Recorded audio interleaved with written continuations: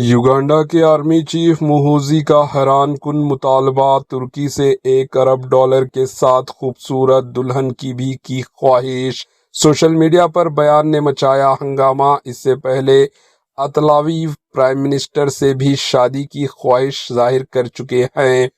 افریقہ ملک Uganda کے army chief موہوزی کائنرگابا کا ایک بار پھر اپنے متنازع بیان کی وجہ سے خبروں میں آ گئے۔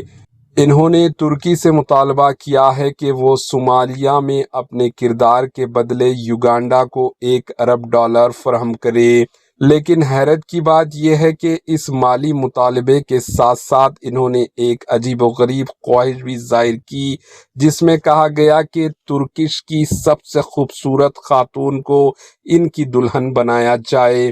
یہ بیان سامنے آتے ہی سوشل میڈیا پر شدید رد عمل دیکھنے میں آیا، جہاں صارفین نے اس مطالبے کو غیر سنجیدہ اور حیران کن قرار دیا۔ واضح ہے کہ یہ پہلا موقع نہیں جب موہوزی کائنرگابا نے ایسے بیان دیا ہو۔ اس سے قبل سن 2022 میں بھی انہوں نے اٹالی کے پرائم منسٹر میلونی سے شادی کی خواہش کا اظہار کیا تھا، جس پر عالمی سطح پر خاص بحث ہوئی تھی۔ ماہرین کے مطابق ایسے بیانات سفارتی تعلقات پر اثر انداز ہو سکتے ہیں اور عالمی سطح پر تنقید کا سبب بنتے ہیں۔ Bureau report, H N news.